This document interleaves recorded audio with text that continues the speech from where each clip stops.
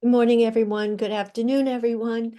My name is Mary Ann Monteleone, Director of Education for the Long Island Board of Realtors, and we'd like to welcome you all to our Wednesday webinar.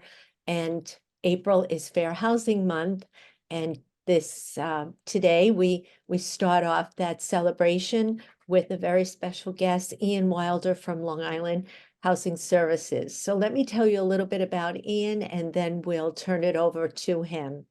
Ian Wilder was appointed Executive Director of Long Island Housing Services, a 55-year-old civil rights nonprofit focused on fair housing, on January 29th, 2018. He has focused the agency on empowering all Long Islanders to live the American dream of being able to live where they choose without prejudicial constraint. As executive director, Mr. Wilder has been listed in the City and State magazine Long Island Power 100 in 2022, 21, and in 2020. In addition, in 2023, he was named by Long Island Press as one of their real estate power players. Prior to his association with Long Island Housing Services, he worked as a New York State licensed attorney in private practice with an emphasis on real estate issues in Nassau and Suffolk counties. During that time, he developed a holistic view of housing issues by working with home buyers, home sellers, landlords, tenants, realtors, mortgage bankers, bank attorneys, government officials, landlord tenant attorneys, and real estate attorneys and builders. We welcome our friend Ian Wilder, and at this point, we turn it over to you. Welcome, Ian. Hi, thank you, Marianne, and thank you for inviting me. I'm glad to be here. I wanted to welcome everybody. Let me start up with my slides, which will help me remember uh, where we are. Uh, let's see. There we go. And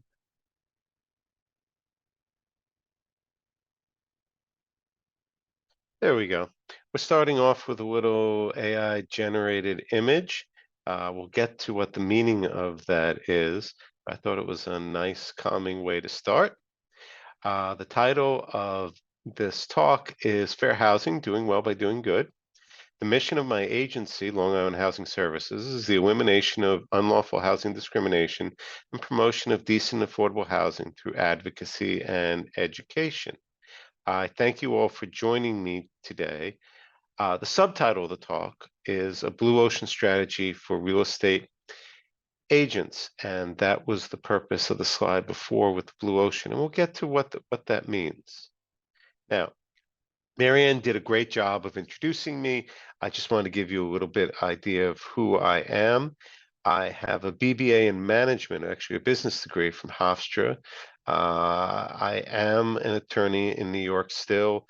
I have a JD from George Washington University. I was a real estate attorney for 14 years. I was also a co-op board member and treasurer. And she mentioned some of the things that I've been able to do. So two of the things I'd like to mention also is I did a Toro podcast with your general counsel. We were also together at Nassau Bar talking to agents and attorneys, and I was able to do an op-ed with your CEO calling for a statewide co-op transparency law. Basically the two sections of what we're talking about, and I don't see, I think they were going to enable the chat. I don't see it, but usually the usual question that a lot of people ask at the beginning is, are the slides going to be made available? The answer to that is definitely yes. I will make these available. I would appreciate, at the end, we will do questions. I would appreciate also feedback. This is the first time I'm doing this talk, so it's new. So you'll probably also notice some typographical stuff that needs to be improved a little bit, which I'm noticing as we go along. I tried also to provide some websites as backgrounds so you can look up some of the strategies, things we talked about a little bit more. I'm going to do a pretty quick overview of fair housing laws. You guys are getting a great education of them, so I just want to move through them pretty quickly. just to set a basis for us. And the three parts of that we're going to talk about are the overview of county, state, and federal fair housing laws, key provisions and protected classes, and the cost of non-compliance. What is fair housing? Fair housing means that all people have the right to live in housing of their choice that they can afford, free from discrimination. And discrimination is denial of equal treatment and opportunity. It's actually U.S. policy to promote equitable housing and eliminate segregation. Now, what is fair housing? Fair housing laws ensure equal access. They mandate that people have equal housing opportunities. They require people not to be subjected to discrimination based on legally protected categories. Who is protected under the fair housing laws, which is an important part, because having an understanding of what the protected classes are help you understand what the duties are under it. Now, there are three different levels of fair housing law. There's the U.S. government laws, there's New York State laws, and there are county laws. I'm dealing with Nassau and Suffolk, which is the area that we deal with. In the United States, it's under U.S. law, it's illegal to discriminate based on race, color, national origin, religion, disability, familial status, and sex, including sexual orientation and gender identity. And I need a sip because my voice sounds terrible. In New York State, it's against the law to discriminate in housing due to a person's marital status, sexual orientation, gender identity, gender expression, source of income, which can be a whole discussion unto itself. And I'll be glad if people want to reach out to me with particular questions, we can get into that. Military status, age over 18, creed. Arrest is also something we have a note on in terms of defining what that means. Note that will be broadened with the new Clean Slate Act, which will start sealing records for people with misdemeanors and felonies after a certain amount of time. So that will broaden that. Status of domestic violence victim, which is new. Citizen immigration status, which is new. And race, which has been added to, including hair texture and protected hairstyles. Now, we also have county laws. In Suffolk, we have something called group identity, which includes alienage or citizenship status, gender, sexual orientation, and military status. We also have source of income and veteran status, and age over 18. I don't know whether that should be a separate bullet point. In Nassau, separate from Suffolk, we have ethnicity, veteran status, first responder status, and source of income as protected classes. Now, I'm purposely going through these quickly because they're just to set the base. We're not doing a full discussion of these because you have some excellent resources on LIBOR's website. You get classes that go into these in depth. We also, on our own website, we have a resources page which has a lot of materials on these, including a poster you can put up. Now, in terms of protected classes, everybody falls into protected classes. I do. I'm a male, I'm white, I'm 58 years old, I'm Jewish, I'm a father, cisgender, which means I was born male, identify as male, heterosexual, attracted to the opposite sex. I've been labeled as disabilities. I wear eyeglasses. As a teenager, I was labeled with something required medication. And I'm a husband. Those are all different protected classes at different levels and things that if I was discriminated based on, would be potentially a fair housing claim. So everybody falls in protected classes. Cost of non-compliance. Now, I could have updated this today. If you see News 12 and then later today, Newsstand Long Island Business News, you'll see that we just had a $105,000 settlement against multiple housing developments. Part of our work is to help enforce the fair housing laws. And these are some of the cases that we've ended up settling because we found evidence of violating those laws. So to start with, as a baseline, it's worth your time and money to make sure you're complying with those laws. But I want to go even more than that. I want to argue that there isn't a marketing strategy where you can plug in that fair housing and use it to differentiate yourself. And it's based on an idea called blue ocean strategy. Now, Blue Ocean strategy is about shifting from competing in a crowded market, a red ocean, an ocean full of blood, to creating value for both clients and yourself in a blue ocean. Basically, competing where not competing, being in a market section where other people aren't. Now, it's not something I came up with. It was actually invented by two Harvard professors who created the term to describe the existing market universe. And I will have examples of this. Strategy involves a simultaneous pursuit of differentiation and low cost to open up new market space and demand. Unlike traditional strategies, it creates new uncontested market spaces. In doing so, it provides a systemic way to make competition irrelevant.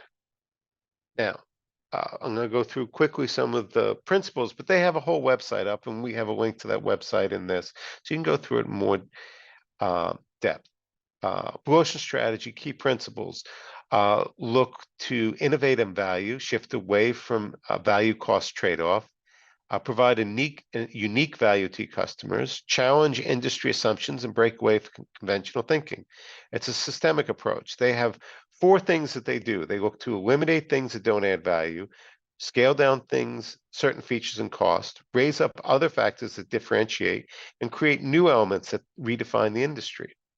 And what they do is they align it with a whole system approach to align these activities within the organization toward differentiation and low cost, ensuring consistency across strategy, processes, and execution. Now, red oceans contain industries with well-defined boundaries and competitive rules in a saturated market. Blue oceans shift from competing in a crowded market to creating value for clients and yourselves. While red oceans are, like I said, bloody due to fierce rivalry, blue oceans are vast and unexplored, waiting for new people. And here's a side-by-side comparison. Red oceans are existing industries with well-defined boundaries, known competitive rules. They compete for market share of existing demand. They're crowded markets, reduced products. Everything becomes a commodity and intense competition and fierce rivalry. While blue ocean is industries not yet in existence, untouched by competition. You create and capture new demand by offering unique value. Growth is both profitable and rapid, and it's a vast unexplored ocean. And I'm going to get to how this plugs into fair housing. One example of this that's commonly used is yellowtail wines. If any of you are wine drinkers in liquor stores, you've probably seen their unique labels. They actually they looked at the market and did a blue ocean strategy. They looked at legacy wine brands from California, France, and Italy that were competing heavily for experienced wine drinkers who knew point systems and tasting methods, and that left the market saturated. So instead, they wanted to open up a new market to more casual wine drinkers who didn't feel they wanted to deal with expertise, and part of that was the catchy label. Now, they were founded in 2001 in Australia, so they were not in a traditional wine area, but they put themselves head on with French and Italian wines by taking a different approach. They reduced complexity. They introduced very few types of wine initially, so the choices were easy. They made it wines that were easy to drink in terms of taste. They elevated their price in terms of budget wines. They differentiated that way, but they also eliminated various aging qualities and things you had to know about the wine. They made it more fun, approachable, easy to drink, and by doing that, they broadened themselves to beer and cocktail drinkers and other non-wine consumers as an entry point. Now, did this work? Yeah, they sold 1 million bottles in the U.S. within a year. They expected to sell 25,000. In 2003, they were the fastest growing wine brand in the US. They surpassed Californian, French, and Italian brands and emerged as the #1 red wine in the 750 milliliter bottles. So yeah, it was successful for them. Their move shows you how you create a blue ocean. You create a different place. You look at where people want to be that aren't being served and go against traditional assumptions. They focused on simplicity, accessibility, and enjoyment, and that allowed them to create a different space to be in. Some other examples, and I'm not going to go through them as much in detail because you're aware of them. Airbnb, which distinguished itself from usual hotel options, could be considered a blue ocean strategy. Or Netflix, which was the initial one to go into streaming, and they had pivoted from even their own more traditional DVD rental, which was different than even the stores you rented it from. So they pivoted twice in terms of blue ocean and created the streaming strategy. Now, how do we apply this to fair housing and real estate?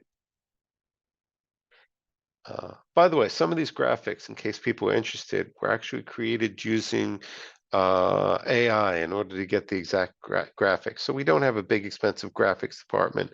We have me spending 5 minutes playing with some of the AI on the web. Using Blue Ocean strategy means applying equal access lens as a core value proposition. So Red Ocean, in a Red Ocean, one would view fair housing as something you have to do, as a compliance, as a checkbox, as meeting a requirement. Blue Ocean views it instead as a way to differentiate and create a new selling point. Why is this the time to talk about that?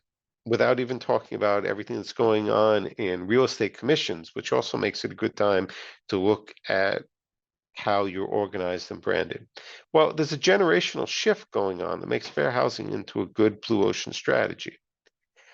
In case you haven't heard all these terms they throw around, generations are roughly defined as silent generation 28 to 45, which some people also call the greatest generation, boomers, which is just before me, Gen X that I'm on the edge of, millennials after, and Gen Z after that.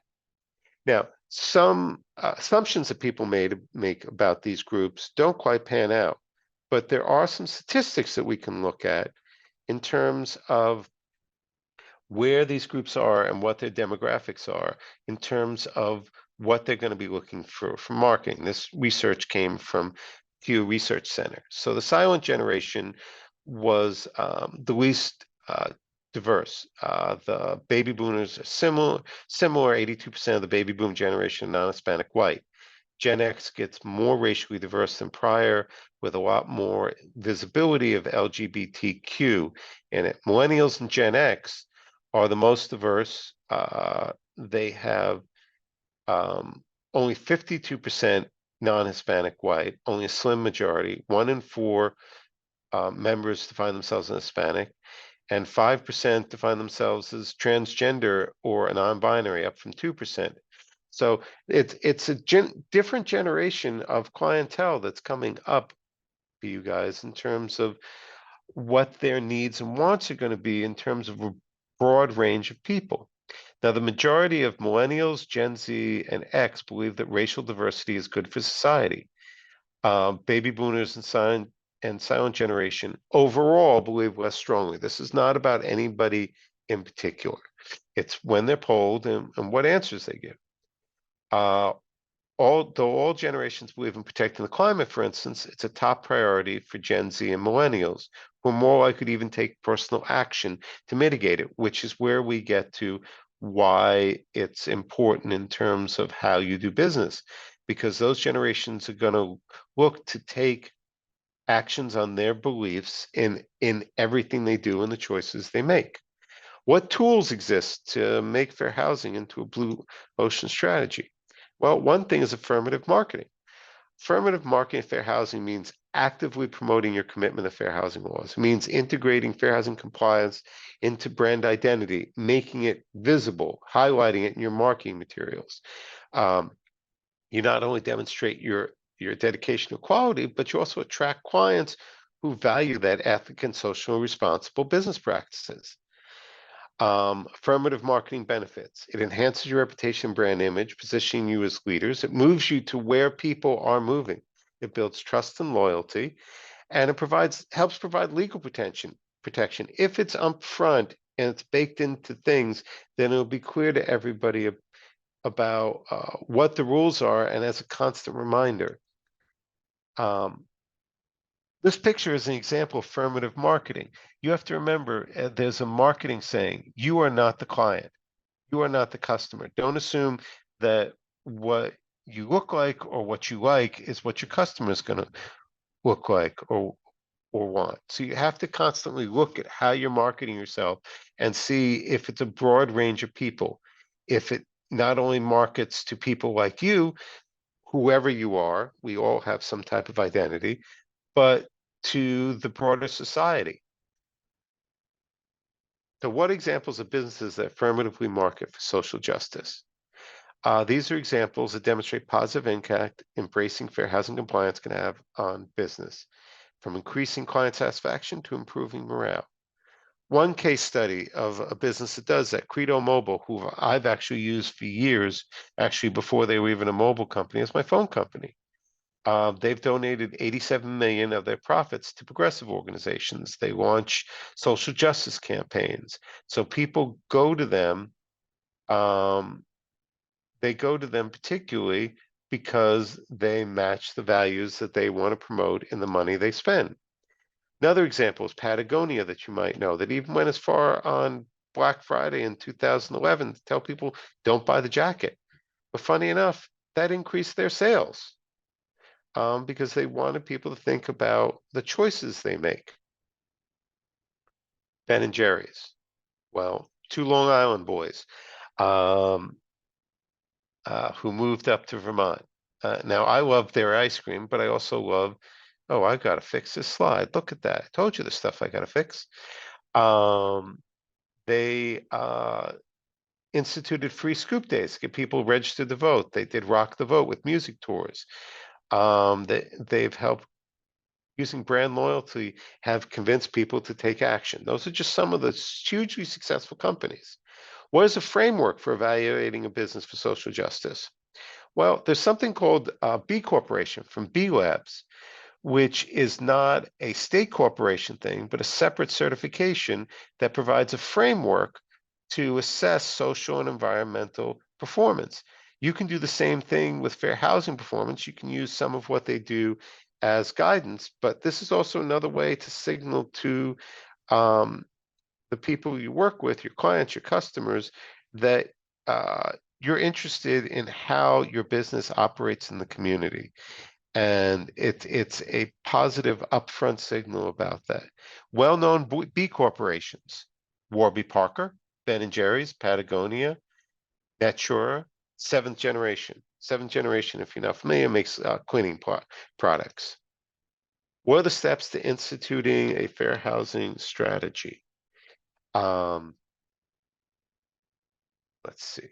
Well, they're like instituting any new protocols. There are going to be challenges. So I thought about this, and I left the word challenges, to be honest, because anytime, I mean, I'm executive director here, and anytime we institute something new, we have a new client management system. It's taking us a year to still get everything the way we like. It takes work and investment to do anything new. So you have to invest in training and tools and protocols. You'll have to have discussions with your coworkers about resistance or misconceptions. You have to have channels for dealing with compliance, and you can leverage resources. And I mentioned that, you're in a good place right now to do this because your local organization, your state organization, your national organization all have had a focus on fair housing, and they're bringing in experts and putting up websites to provide you resources. You can use those resources. My conclusion in this is that you can differentiate by making fairness and equality a visible central value. And my call to action is to start affirmatively marketing for fair housing today. Speaking of which, I've been reminded twice, we have a training coming up, and I need to get this to the people at LIBOR headquarters to send out to everybody June 12th. On fair housing, and it is particularly for housing providers, landlords, and real estate professionals like yourself to deal with fair housing issues, including criminal system protections and credit and criminal history and other protected categories. So I want to thank you all for listening. I want to ask you to remember, regardless if you think what I talked about was a good idea or not, that staying committed to fair housing is not only the right thing to do, it's also a good business plan. Because dealing with enforcement actions are time consuming and costly, and we don't want to go there. I had some help putting this together from two law students. I appreciate their help. My contact information is here. That's my extension and my email address. And I'll gladly open the floor to questions and to comments and feedback. In terms of, this is the first time I've done this, and I'll leave up this flyer about the next one. Whoops, the next one, in case people want to jot down information. Ethan, is there a way to open this up if anybody has anything they want to talk about, or they want me to go back to something? Um, we can have anyone to put questions in the Q&A if they have any. Okay. We Do should I have need access do I need there. to get out of the share to see this? Or can I leave this Um, up? no, Let you me, should be good. I don't see anything coming in right now. Um, in the chat or the Q&A. See if anyone wants to place anything before we wrap up here. But oh, here we go. Do you see that, or you want me to read it over to you? sure. How do we incorporate this into the housing market? Well, you can look at the example, and thank you for the question, Jennifer. I appreciate it. You incorporate it in any number of ways. Our national organization, NAFA, has excellent, beautiful, expensively made posters that you can put up in terms of fair housing issues. We have some of the most interesting ones up in our office, so you can make it visible in there. You can incorporate it in terms of in your policies, bringing in the websites that LIBOR has created. Um, you can use it, make sure the language is in your advertising. And of course, I'm sure you're already including the fair housing symbol in your ads, but if you're not, start with that. And also start including information as to people's rights. Now, I'm sure that Department of State requires you to post a fair housing sign in offices and requires you to have your clients sign off, and that Division of Human Rights, if you're doing rental work, requires any rental office to have a notice up in terms of reasonable accommodation and reasonable modification.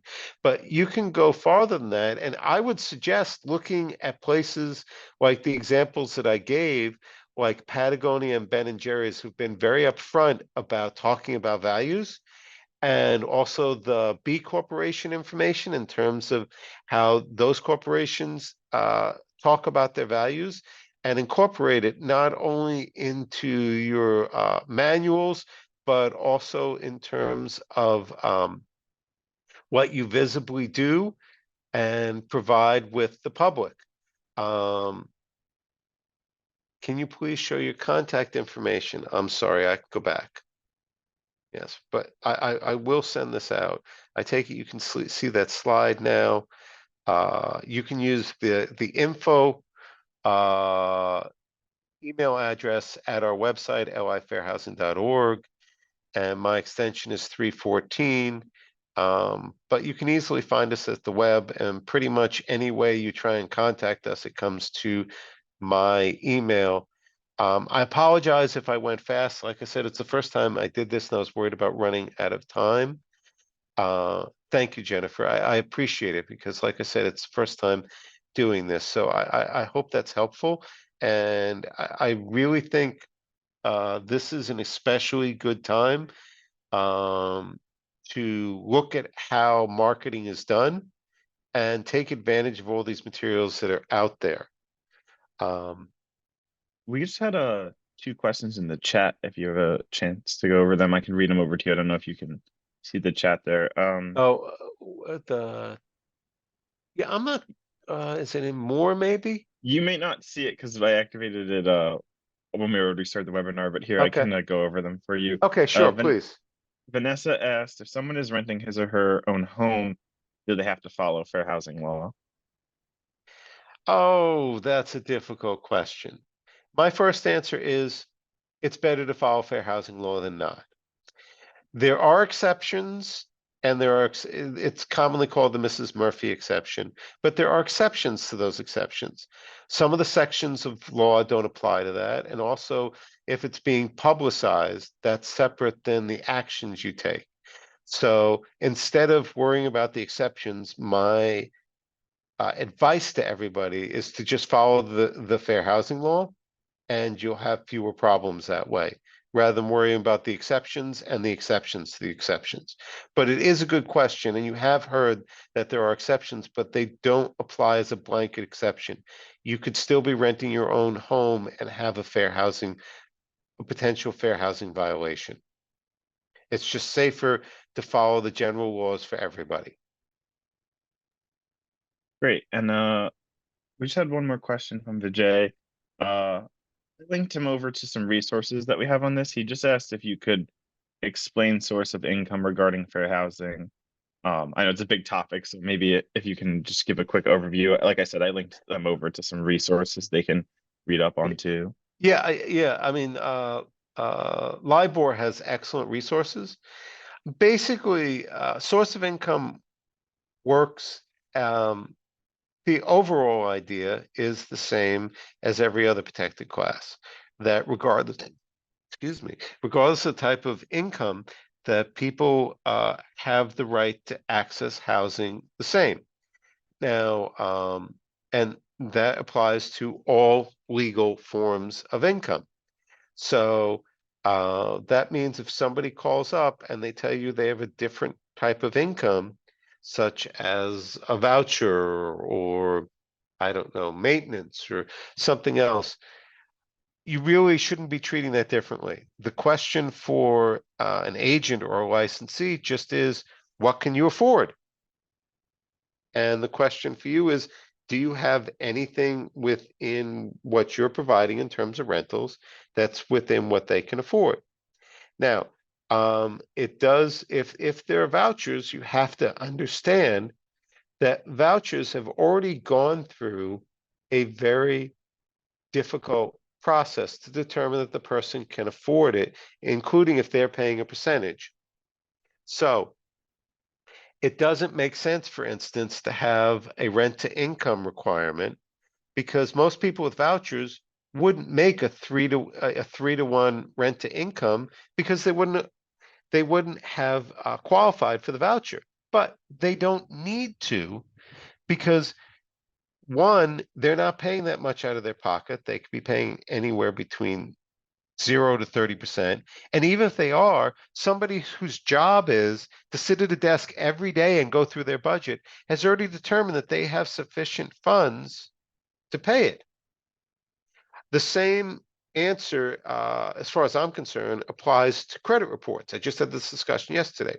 One, credit reports are not a good determinant if someone's going to pay rent, because someone may be paying their rent, but may not be paying something else. Also, people who, especially people who are on vouchers, may have had other monetary problems that had nothing to do with their cost of housing.